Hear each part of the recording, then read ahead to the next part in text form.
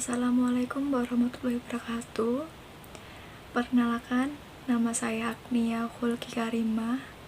Saya adalah salah satu mahasiswa program studi pendidikan akuntansi Universitas Muhammadiyah Surakarta.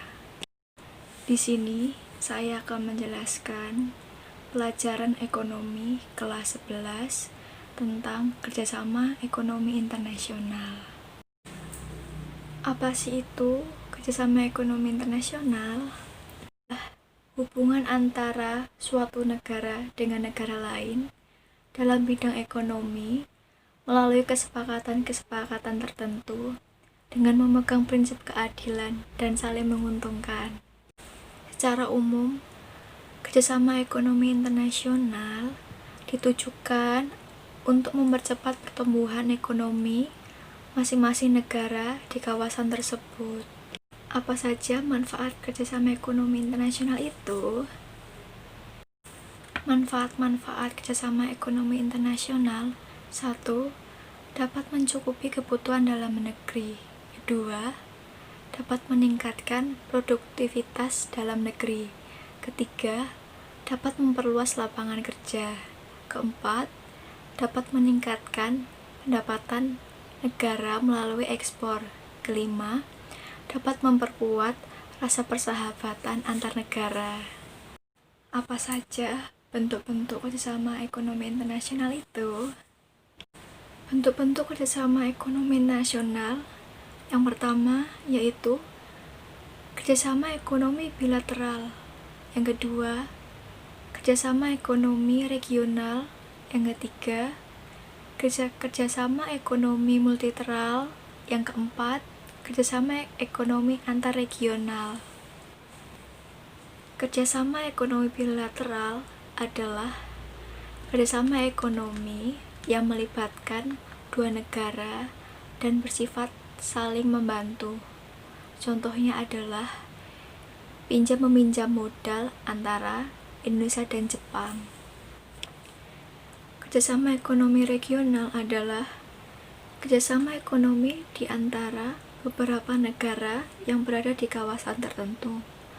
Misalnya, terbentuknya ASEAN, AFTA, dan APEC. Kerjasama ekonomi multilateral adalah kerjasama ekonomi yang melibatkan banyak negara dan tidak terikat oleh wilayah atau kawasan tertentu. Kerjasama ini bisa dalam satu kawasan seperti ASEAN, MEE, tapi dapat pula kerjasama antar negara yang berbeda seperti OPEC, WTO, dan IMF. Kerjasama ekonomi antarregional adalah kerjasama ekonomi yang dilakukan dua lembaga ekonomi regional atau lebih, misalnya ASEAN dengan MEE. Apa saja dampak kerjasama ekonomi internasional bagi Indonesia? Dampaknya yaitu ada dampak positif dan dampak negatif. Dampak positifnya yaitu yang pertama, 1. Meningkatkan nilai perdagangan. Yang kedua, memperluas pasar bagi produk dalam negeri.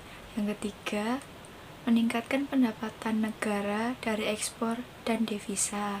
Yang keempat, meningkatkan kegiatan investasi dalam negeri dan sebagainya. Dampak negatif yaitu yang pertama, ada ketergantungan terhadap negara lain yang lebih maju. Yang kedua, timbulnya dominasi negara maju di dunia. Yang ketiga, kebijakan dalam negeri akan terpengaruh oleh pihak asing. Yang keempat, berkurangnya kesempatan kerja bagi tenaga kerja Indonesia karena masuknya tenaga asing dan sebagainya. Terima kasih telah menonton video ini, semoga bermanfaat bagi kita semua. Bila ada salah kata, saya pribadi mohon maaf. Saya tutup materi kali ini. Terima kasih. Wassalamualaikum warahmatullahi wabarakatuh.